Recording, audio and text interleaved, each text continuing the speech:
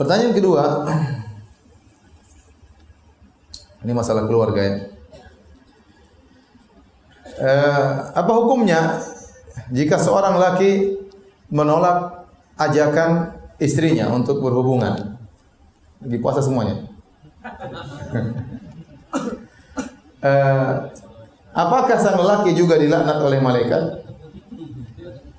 Dalam hadis ya jelas kalau wanita diajak oleh suaminya untuk digauli ternyata suaminya tidak mau, maka dilaknat oleh malaikat. Ini di hadis riwayat Imam Bukhari dan Imam Muslim. Di antaranya kata Nabi SAW, "Idza da'a rajulu imra'atahu ila firashihi fa'abat fabata ghadban la'anatahal malaikatu hatta tusbih."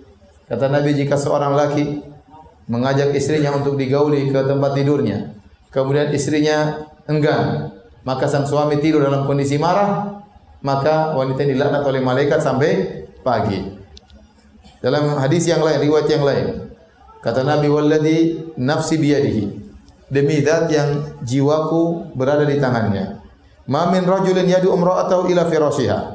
Tidaklah seorang laki pun, suami pun mengajak suaminya untuk digauli ke tempat tidurnya, fata'ba alaihi.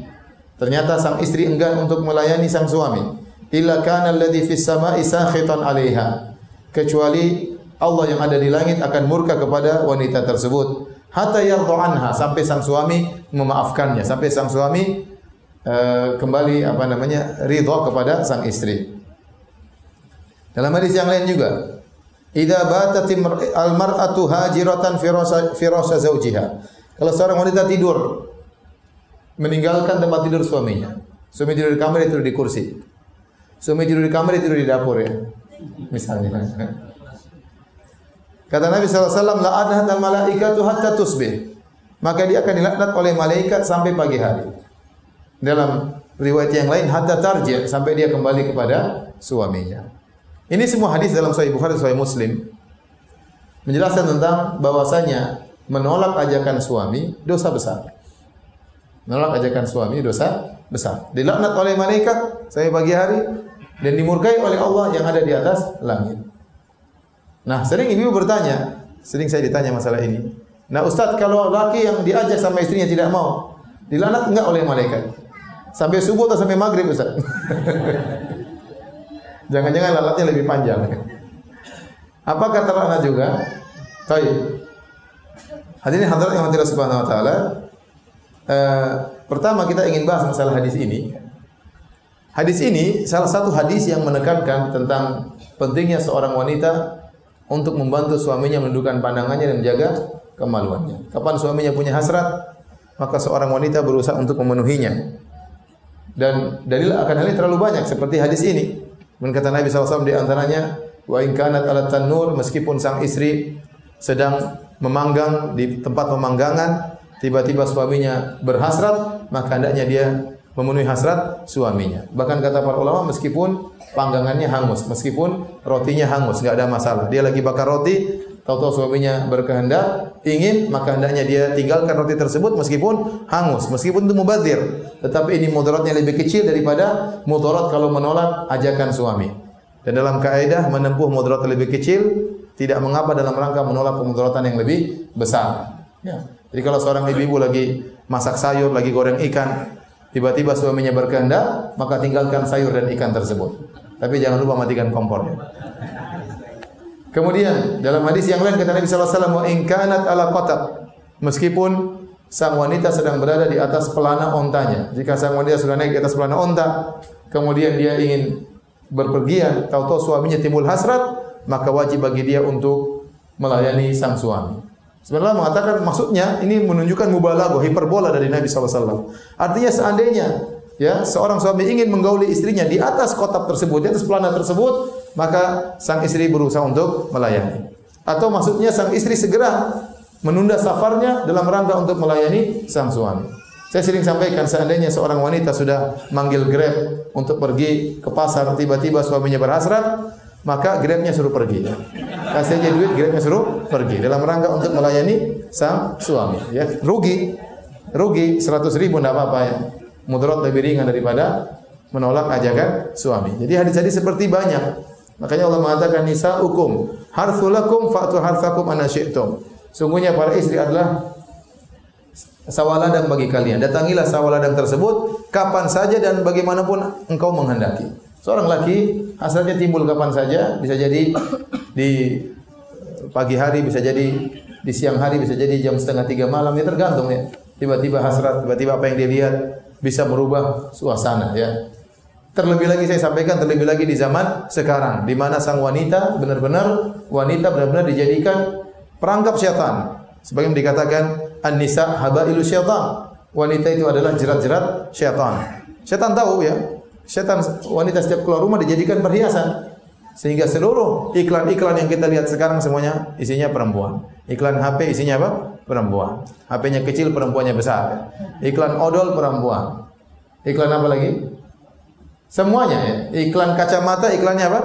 Perempuan. Semua perempuan dijadikan pajangan karena itu yang menarik perhatian. Kalau iklannya laki-laki enggak ada yang lihatnya. Jarang lihat ya. Tapi kalau iklannya perempuan, apalagi perempuan tersebut cantik, maka akan menjadi pusat perhatian. Yang dilihat perempuan dulu baru lihat HP-nya ya. Jadi ini kenyataan ya, bahwasanya wanita dijadikan perangkap syaitan. Nah, lelaki yang keluar sering melihat perangkap-perangkap tersebut. Ya. Kalau di zaman Nabi saja Nabi berkata, "Innal mar'ata tuqbilu ala surati syaitan wa tudbiru ala surati syaitan." Sungguhnya wanita datang dalam bentuk syaitan, pergi dalam bentuk syaitan. Maksudnya benar-benar terhiaskan. Maka jika salah seorang melihat wanita, ya, maka segera dia pulang ke istrinya. Sungguhnya itu akan menolak apa yang bergejolak di hatinya. Itu di zaman Nabi. Nabi mengatakan, kalau seorang laki tidak sengaja melihat wanita, kemudian bergejolak dalam hatinya, segera pulang ketemu istrinya. Segera dia salurkan hasratnya. Apa yang bergejolak di hatinya akan bisa ditolak. Ya. Itu di zaman Nabi. Ya. Seorang mungkin keluar rumah atau melihat sesuatu, segera pulang ke rumahnya. Padahal di zaman Nabi jarang wanita diekspos, jarang wanita terbuka auratnya. Itu zaman Nabi suruh pulang ke rumahnya. Apalagi zaman sekarang. Seorang keluar rumahnya melihat macam-macam. Kemudian dia pulang ke rumahnya ingin melampiaskan hasratnya, tahu-tahu istrinya tidak mau. Seorang kerja di kantor dari jam 8 sampai jam 4 sore, kemudian hasratnya sudah menggelegar sejak di kantor gara-gara ketemu teman-teman kantor yang cantik-cantik, yang seksi-seksi, yang indah-indah, yang bening-bening. Kemudian dia pulang ke rumah, istrinya tidak berhasrat, tidak mau melayani. Ngapain sih Mas? Ya, gimana ngapain sejak dari jam 8 pagi sampai sekarang saya sudah. Kemudian tidak mau melayani. Ya. Oleh karenanya dalam hal ini syariat sangat menganjurkan bagi wanita untuk siap sedia melayani sang suami. Bahkan seorang wanita tidak boleh puasa sunnah kecuali minta izin suaminya. Kalau suaminya tidak mengizinkan, tidak boleh dia puasa sunnah. Berpuasa benar dapat pahala, tapi melayani suami juga dapat pahala. Seorang istri harus menyadari bahwasanya melayani suami itu dapat pahala. Karena di antara tujuan syariat dalam pernikahan adalah menundukkan pandangan suami dan menjaga kemaluan suami. Seorang wanita semakin sering melayani suaminya, suaminya akan semakin mencintainya dan semakin tidak berpikir macam-macam dan semakin tersalurkan hasratnya. Tetapi Ustaz, apakah wanita harus setiap saat melayani dalam kondisi apapun? Jawabannya tentu tidak. Para ulama menyebutkan ada kondisi-kondisi di mana sang wanita boleh tidak melayani suaminya. Di antaranya kalau sang wanita lagi sakit mau gimana? Mau melayani suaminya? Ya, tidak bisa. Dia akan semakin kesakitan atau penyakitnya tidak kunjung sembuh atau semakin tambah parah kalau harus melayani suaminya karena dia harus mandi junub dan yang lainnya. Maka jika sang wanita memiliki uzur syar'i untuk tidak melayani suaminya, tidak berdosa dan tidak dilaknat oleh malaikat. Ya. Kalau suaminya maksa-maksa, mungkin suaminya yang dilaknat malaikat. Tidak tahu diri, sudah istrinya lagi sakit masih apa? Maksa-maksa ya. Yang pertama, jadi wanita kalau punya uzur syar'i lagi sakit maka tidak wajib untuk memenuhi panggilan suaminya. Yang kedua, kalau wanita dalam kondisi haid, suaminya ingin menggaulinya dari kemaluannya maka tidak boleh. Tapi kata para ulama, kondisi haid seorang wanita bukan merupakan uzur syar'i untuk menolak ajakan suami karena suami berhak untuk menikmati wanita dari sisi yang lain, dari bagian tubuh yang lain. Saya ulangi ibu-ibu, kondisi wanita haid bukan adalah uzur syar'i untuk menolak ajakan suami selama suami tidak menggaulinya dari kemaluannya. Oleh karenanya Aisyah radhiyallahu anha meskipun haid dia tetap melayani Nabi sallallahu alaihi wasallam. Ya, fayamuruni fa'attaziru. Maka Rasulullah menyuruhku untuk memakai sarung, yaitu menutup bagian bawah agar tidak tercium bau yang tidak enak, dan Nabi tetap menggauli Aisyah radhiyallahu taala anha bukan pada bagian yang dilarang oleh Allah Subhanahu wa taala. Jadi saya ulangi, kondisi haid wanita bukan berarti dia tidak melayani suaminya. Kata orang banyak jalan menuju Roma. Kemudian di antara kondisi syar'i, wanita boleh menolak kondisi ajakan suaminya jika ternyata wanita dalam kondisi stres, lagi penuh tekanan, tidak konsen sama sekali, dalam kondisi sumpah, dalam kondisi ini seperti ini, suami hendaknya mengerti. Ini saja lagi stres, ada masalah besar, dia tidak bisa konsentrasi untuk melayani suaminya, maka kata para ulama tidak wajib bagi istri untuk melayani suaminya karena kondisi jarang seperti ini. Kadang wanita dalam kondisi stres, lagi sumpah, tidak bisa konsentrasi, maka tidak mengapa tidak melayani suaminya. Demikian juga di antara kondisi wanita tidak wajib melayani suaminya, tidak dilaknat oleh malaikat kalau ternyata suaminya tidak memenuhi kewajibannya. Suaminya ternyata tidak memberi infak kepada istrinya. Dan ini dijelaskan oleh para ulama dalam buku-buku fikih. Ibnu Qudamah menyampaikan, kemudian Asy-Syirazi dalam Al-Majmu', dalam Al-Muhadzab, Nawawi juga dalam Al-Majmu' Al-Muhadzab, ya, dan buku-buku fikih menjelaskan bahwasanya jika seorang suami tidak menunaikan kewajibannya, tidak menginfak istrinya, ya, tidak memenuhi kewajibannya, maka istri berhak untuk tidak melayani suaminya. Istri tidak berhak melayani suaminya. Kemudian di antara kondisi di mana istri tidak wajib untuk melayani suaminya jika ternyata suaminya terjerumus dalam dosa-dosa besar. Suaminya ternyata minum khamar, suami ternyata berzina, suami ternyata tidak sholat fardu, ya. Maka ini boleh bagi sang wanita untuk tidak melayani suaminya. Dalilnya pada ini pendapat Syekhul Islam Ibnu Taimiyah rahimahullah taala. Dalilnya tentang kisah Ka'ab bin Malik dan dua sahabatnya yang tidak ikut serta dalam perang Tabuk. Jadi waktu terjadi perang Tabuk mereka tidak ikut serta dalam perang Tabuk. Sehingga akhirnya Nabi menghajar, memboikot orang tiga sahabat ini. Bahkan di antaranya Nabi menyuruh istri-istri mereka untuk pergi, untuk meninggalkan suami-suami mereka. Sudah disuruh pulang ke rumah orang tua masing-masing agar menjauhi suami-suami mereka. Makanya dijadikan dalil oleh Syekh Islam Taimiyah rahimahullah taala dalam Majmu' Fatawa, kalau ada seorang wanita ternyata suaminya minum khamar, kemudian main judi, kemudian berzina atau yang lainnya dosa-dosa besar, dia boleh tidak melayani suaminya meskipun dia dapat nafkah dari suaminya. Supaya apa? Supaya suaminya jerah. Dia bilang, saya tidak akan melayanimu sampai kau meninggalkan maksiatmu. Dan ini kembali kepada maslahat dan mudarat. Kalau ternyata menurut dia sang suami dengan dilayani bisa malah meninggalkan maksiat, maka dia layani. Tapi demikian, tidak mengapa dia meninggalkan pelayanan terhadap suaminya jika ternyata suaminya melakukan dosa-dosa besar. Kemudian juga Ibnu Hajar menjelaskan dalam Fathul Bari, jika ternyata suaminya yang pertama kali mendiamkan istrinya, tahu suaminya ngambek, padahal suaminya yang salah, ya, bukan istrinya yang salah, dia ngambek, akhirnya dia tidak mau tidur sama istrinya. Ya sudah, istrinya tidur, tahu-tahu malam-malam berubah pikiran. Dia lagi hasrat, dia datang kepada istrinya tidak melayani, gara-gara ngambekkan suami yang pertama. Kata Ibnu Hajar tidak mengapa, tidak terlanat oleh malaikat karena suaminya yang mulai pertama kali menzalimi istrinya. Kemudian juga jika sang istri sedang melaksanakan puasa qadha, dia masih punya hutang bulan Ramadan, sebentar lagi sudah Ramadan berikutnya. Ini sudah di bulan Sya'ban. Kemudian dia ingin mengqadha puasa Ramadannya. Jika suaminya ingin menggauli istrinya, diajak ke tempat tidur, istrinya tidak mau, maka tidak mengapa kata para ulama. Karena sang istri sedang puasa apa? Qadha. Beda kalau istri puasa sunnah. Kalau istri puasa sunnah Senin Kemis, suaminya suruh buka, ya buka aja. Enggak ada masalah. Terus puasa gimana Ustaz? Insya Allah sudah dapat puasa niat. Yang kedua sudah dapat puasa, dapat pahala. Pertama pahala niat puasa, yang kedua pahala melayani apa? Melayani siapa? Masya Allah, suami-suami hafal ya. Baik. Perhatikan ibu. Adapun alasan tidak berhasrat, maka ini bukan udzur syar'i. Ya. Ya kalau suami ingin menggauli istrinya, ternyata istrinya enggak berhasrat, hasratnya cuma sebulan sekali, terus gimana?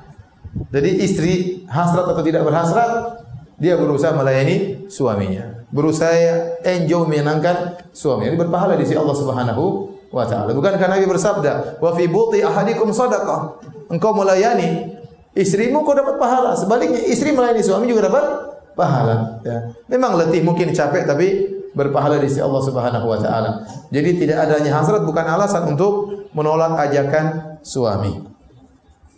Baik, kita masih belum sampai pada jawaban. Apakah kalau suami enggak mau dilaknat juga ya? Ini poin pertama. Poin kedua yang harus kita pikirkan. Kewajiban untuk memenuhi untuk mengadakan hubungan intim bukan hanya berlaku pada istri, suami juga berkewajiban. Suami juga berkewajiban. Ini dijelaskan oleh Syekh Islam Ibnu Taimiyah dalam Majmu' Fatawa. Dalilnya apa? Dalilnya ya, Allah berfirman walahunna mithlul ladzi 'alaihinna bil ma'ruf. Dan wanita punya hak seimbang dengan kewajibannya. Seorang wanita punya hak seimbang dengan kewajibannya.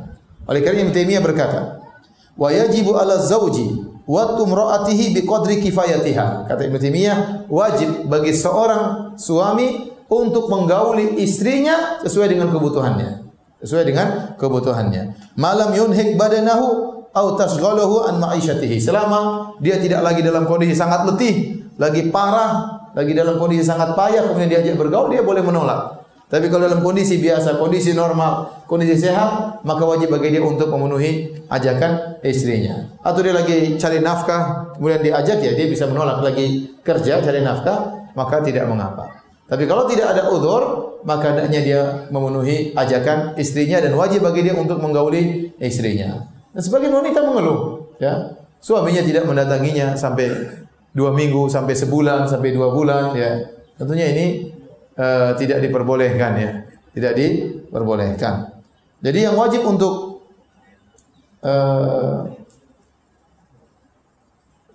memenuhi hasrat pasangan bukan cuma istri, bahkan lelaki juga wajib. Seberapa jauh lelaki wajib untuk menggauli istrinya? Maka ini khilaf di kalangan para ulama. Kalau kita baca pendapat sebagian ulama, kita dapat keanehan. Ada yang mengatakan tidak wajib sama sekali. Ini itu pendapat mazhab Syafi'iyah. Ini pendapat tidak kuat. Meskipun ini dipilih oleh mazhab Syafi'iyah, mazhab yang berlaku di Indonesia. Menurut mereka tidak wajib menggauli apa? Istri. Kenapa? Logikanya begini. Karena seorang laki menikah istri, dia bayar mahar, dia menyediakan keperluan istri, dia cari nafkah. Berarti dia sudah bayar. Mau diambil barangnya atau tidak, terserah dia. Dia tidak wajib ambil barangnya, paham? Sehingga ini logika mereka, sehingga mereka mengatakan tidak wajib bagi suami untuk menggauli istrinya. Pendapat yang lain, mazhab yang kalau tidak salah Hanafiyah, wajib setahun sekali aja. Wajib setahun sekali aja. Pendapat Hanabilah dalam sebagian pendapat riwayat mengatakan wajib 4 bulan sekali. Dan pendapat yang dipilih Syekh Islam Ibnu Taimiyah berdasarkan riwayat dari Imam Ahmad bahwasanya kewajiban menggauli istri tidak dikaitkan dengan waktu, tapi dikaitkan dengan kebiasaan urf masyarakat. Karena Allah berfirman, walahunna mithlul ladzi 'alaihinna bil ma'ruf. Wanita punya hak sesuai dengan urf masyarakat. Apakah wajar seorang laki sebulan tidak menggauli istri? Itu tidak wajar. Istri juga butuh perhatian, istri juga butuh untuk melampiaskan hasratnya dan syahwatnya. Demikian juga dalam hadis Nabi SAW berkata kepada Hind binti Utbah, khudhi min malihi ma yakfiki wa waladaki bil ma'ruf. Ambillah harta dari Abu Sufyan yang cukup untukmu secara ma'ruf, secara urf. Jadi masalah nafkah dan masalah jima, masalah berhubungan ini kembali kepada urf. Lelaki juga punya kewajiban untuk memenuhi ya hasrat wanita, ya, sesuai dengan kebutuhan sang wanita. Jika dia tidak memenuhi hasrat wanita, maka hukumnya haram. Karena yang butuh untuk menundukkan pandangan bukan cuma lelaki, wanita juga butuh untuk menundukkan pandangan.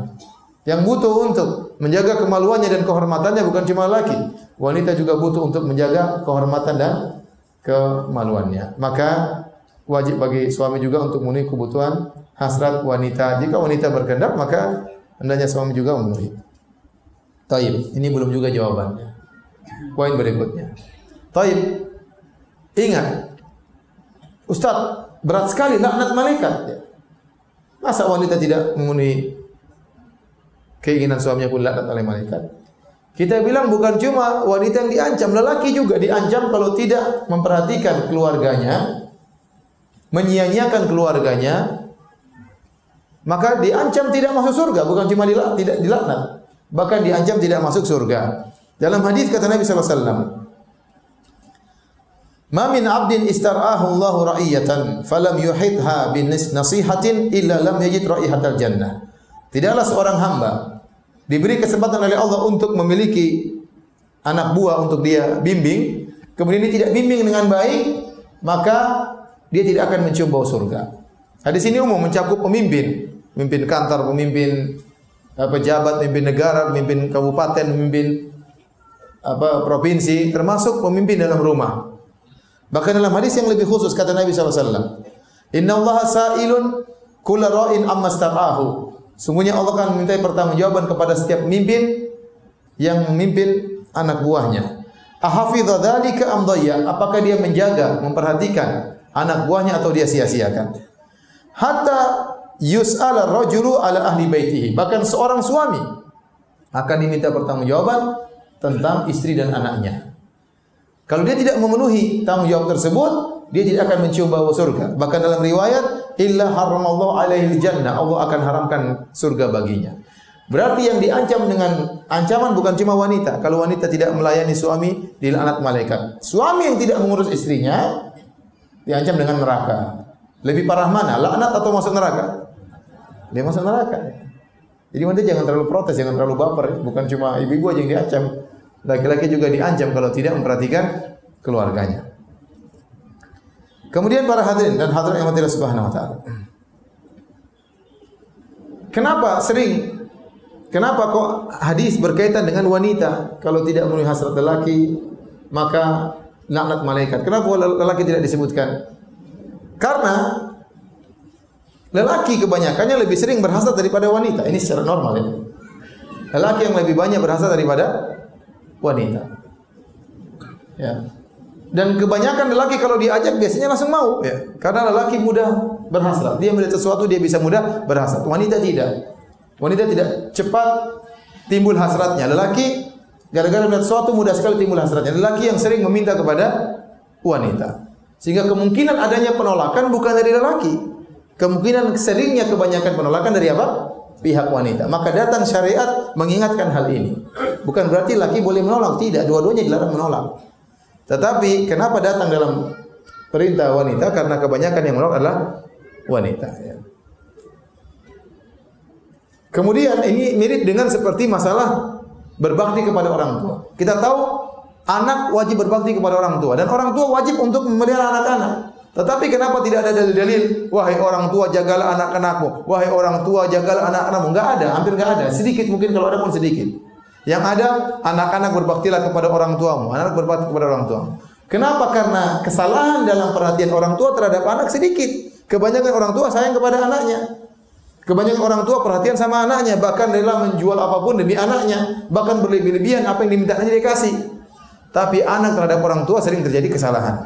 Betapa banyak orang tua minta, anaknya enggak kasih. Betapa banyak orang tua ditinggalkan, tidak diperhatikan. Maka datang banyak ayat menyuruh anak untuk berbakti kepada orang tua. Bukan berarti orang tua tidak apa-apa tidak perhatian sama anak. Jadi syariat datang penekanan dalam hal yang situ ada penyimpangan. Maka saya katakan, dalam hal hubungan suami istri pun demikian. Kebanyakannya yang mengajak adalah laki. Ya. Laki kalau diajak istrinya, insya Allah tidak ada masalah, dia langsung mau. Tapi banyak terjadi laki ngajak istrinya tidak mau, maka datang penekanan di situ. Kemudian sebagian orang menyangka bahwasanya hadis ini hanya membela laki-laki.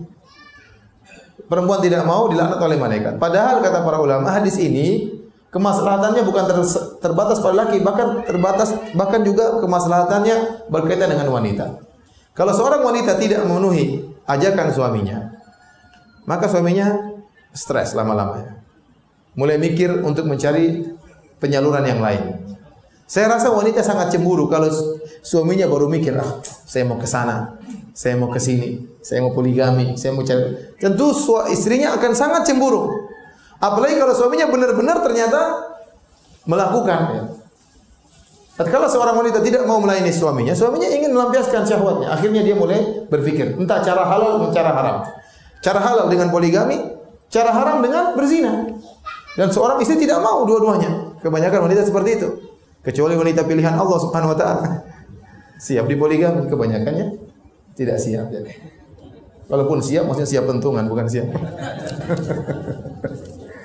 Jadi mau saya, nah, dengan seorang wanita memenuhi hasrat suami, maka suami tidak berpikir begitu-begitu atau berkurang pikiran seperti itu. Dan dia akan semakin sayang kepada istrinya. Setiap dia ajak istrinya akan melayani, maka dia semakin sayang kepada istrinya. Karena dia tahu apa yang dia butuhkan selalu dipenuhi oleh istrinya.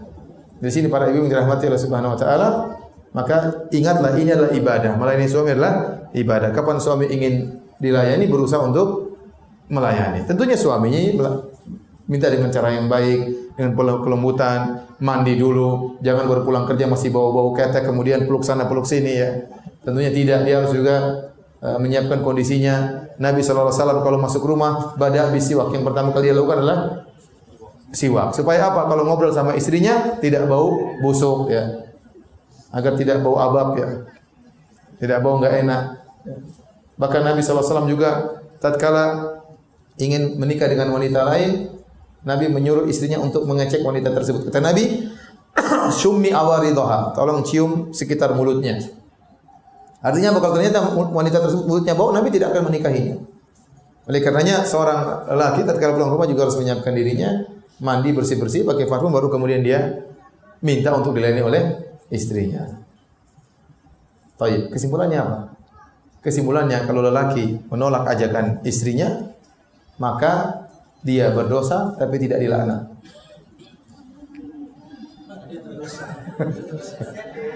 Kenapa? Karena tidak ada dalilnya.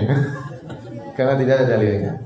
Dan susah kita mengkiaskan antara wanita dengan lelaki karena banyak hal yang saya sebutkan perbedaannya. Jadi antaranya lelaki yang mencari nafkah, lelaki yang mengeluarkan uang untuk melayani istri dari sisi ekonomi. Maka kita katakan wanita lelaki yang menolak ajakan istrinya dia berdosa, tetapi tidak dikatakan dia dilaknat oleh malaikat. Kita katakan dosanya diserahkan kepada Allah Subhanahu wa taala.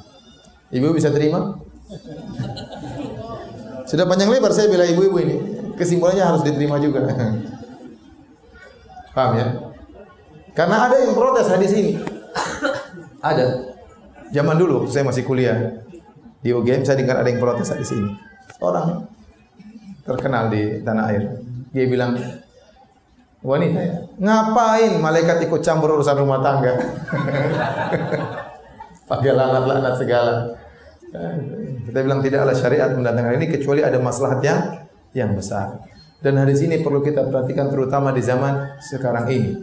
Zaman di mana ya, zaman di mana syahwat ya wanita diumbar di sana sini. Kita melihat hal yang sangat banyak yang diharamkan oleh Allah Subhanahu wa taala. Syahwat bisa bergejolak kapan saja. Baik, ini pertanyaan yang kedua.